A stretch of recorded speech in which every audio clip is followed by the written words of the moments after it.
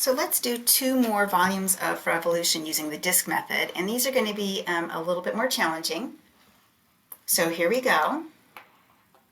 So the first one I want to do is I'm going to take the region enclosed by y equals 2 minus x squared, y equals 0, also known as the x-axis, and we're going to spin that around the x-axis. So I guess I should have started with a sketch. So sketch. So upside down parabola, up 2. The x-axis is our other boundary, that's the y equals 0, and we're going to spin this around the x-axis. I'm always going to do this little arrow just to keep myself straight. So we're doing disks, so I know my rectangle is perpendicular to the axis of rotation. We're going to spin that around, right, make our disk. So I need to integrate pi r squared times the thickness. And the thickness for us is going to be dx because that's the direction, right, that my width is in. So then r, my distance from the axis of rotation. For this case, it's going to be the y value, right? The height of that rectangle comes from the y value. And my y value is 2 minus x squared. So I have pi times r, which is 2 minus x squared, right, it's r squared, dx. And now let's think about those limits of integration. So I'm talking about dx's, so my x's, right, go from over here on the left to over here on the right. So to find those are the x-intercepts of the parabola. So my x-intercepts are my limits of integration in this case. So x-intercepts 0 in for the y.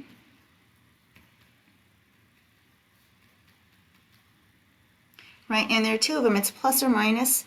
Now, I'm going to do a little hand waving here. Since it's right symmetric on both sides of the y-axis, I could just take the right half and then double it, which is what I'm going to do. So I'm only going to integrate from x equals 0 to x equals positive square root 2.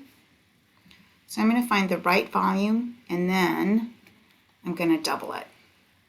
Okay, so I'm going to really integrate 2 pi 0 to root 2, and I'll go ahead and expand my binomial here. So 4 minus 4x squared plus x to the 4th dx.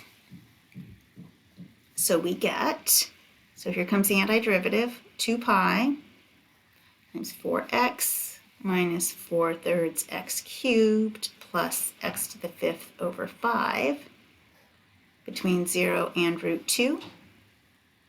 So I'm probably going to leave this very messy looking. So 2 pi 4 times root 2 minus 4/3 times root 2 cubed plus root 2 to the 5th over 5. And you are welcome to either do some fancy-dancy exponent work or plug that into your calculator to get a nice approximate answer. Okay, maybe I'll pause at the end and circle back and give you the answer. Okay, so the next one, so this one we're going to have well, some thinking to do. So we want to rotate the region enclosed by y equals x squared, y equals 2x plus 3 about the x-axis. Okay, so let's get a sketch of it, because then I think we're going to see something. So y equals x squared. Okay,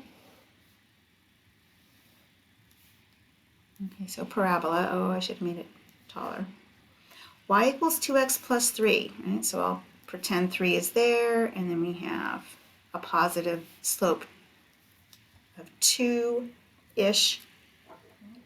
So the region we're talking about is that one. And we're going to spin it about the x-axis.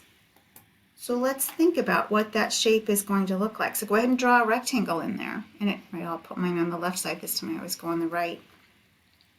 So this rectangle is going to spin. So you can see we're going to have a hole in the middle of our shape. I'm not even going to try to draw that, but right, it's going to have kind of that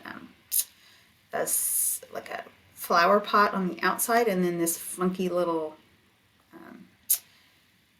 well, like a figure 8-ish thing carved out of it in the middle. And it's going to touch here, right, at the origin. But let's think about what shape that's going to be, what just one of those will be, right? So this rectangle, as it rotates, right, so I'm going to have a top, I'm going to have a bottom, but then there's going to be that hole in the middle. Oh, geez, I don't even know if I can draw that. Whew. Okay, no, I couldn't draw that. Okay, it's going to be a washer, right? So it's going to feel like a washer. So sometimes this gets its own name, the washer method. So it's the outer radius minus the inner radius.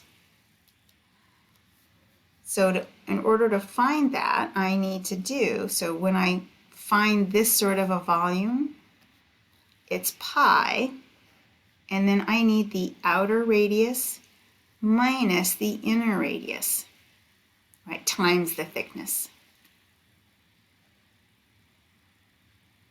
So if we pretend like I could actually draw a washer, and maybe if I draw it horizontally, it'll be okay, and then you guys can just imagine that it's vertical. Nope, I guess I still can't draw.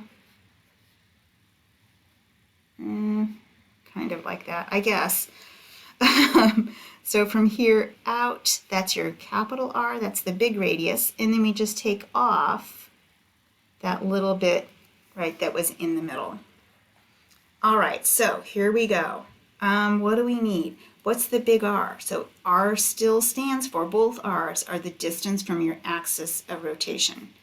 So that first one, so right here, right, is our capital R from the x-axis, the axis that we're rotating about, up to the top of the rectangle that I've drawn. Okay, so big R for us is the line. And so that's 2x plus 3. Okay. Little r, right, is just down in here. It's right from the axis up to the bottom of our rectangle. So for us, little r is the parabola. Okay, and notice that stays the same even if my rectangle was over on the right side. Right? Big R, axis of rotation to the top of the rectangle. That's the y value on the line. Little r, x-axis up to the y value of the parabola. Okay, so then the only other thing I need to get going is the limits of integration. So let's find those. So those limits are going to be where our two graphs intersect. So our limits of integration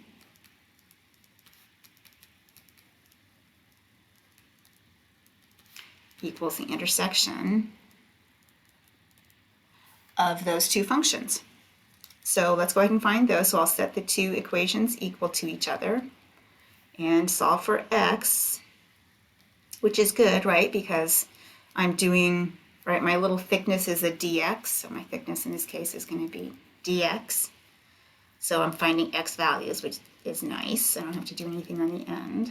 So factor, so x equals 3 and x equals -1. We go left to right, so we'll start at the -1. I think I'm ready to write it down. Here we go. So we're going to integrate from -1 to 3 pi big R squared, so that's 2x plus 3 squared, minus little r squared dx.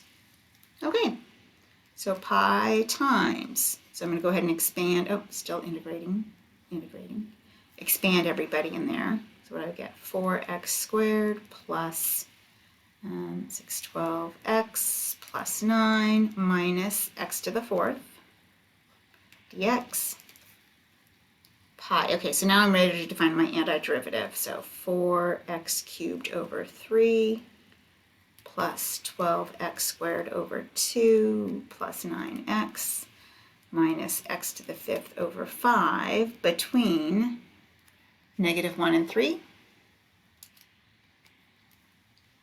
So this one, there's not symmetry, right? Because it's not the same size on each side of the axis, so I have to do both the top and the bottom limit. So 4/3 times 27 plus 6 times 9 plus, I'm plugging the 3 in, right? 9 times 3 is 27 minus, what's that, 3 to the 5th, 243. over 5 minus, now I'm going to plug in my -1, so 4/3 times -1 plus 6, -1 squared is positive, then -9, and then minus -1/5. So that's going to be a +1/5. You guys can check me on that one. Oh dear. Okay, I can finish this in one little page, I think. Okay, so figuring that one out, what are we going to get? Oh, the algebra gets messy at some point. So pi times 36 plus 54 plus 27 minus 243/5. That's just not nice, so I'm going to leave it for now. Minus, then I have -4/3. That's going to be a -3 plus 1/5. I'm hoping something beautiful happens. Now I'm just being a glutton. I'm going to grab my calculator for the addition because I hate to get this far and then have it be bad. So 36 plus 54 plus 27. So 117 minus 243/5. Now I'm taking my negative sign through, so then plus 4/3. Oh gosh, I hope that was a 4/3. Plus 3 minus 1/5. Well, I guess it's not getting much nicer than that. If I combine those two, it's still not something that's nice. Okay, back to the calculator. I guess I'll give up. So that minus 243/3 plus 4/5 plus 4/3 plus 3 minus 1/5. And then fraction that. So 1088/15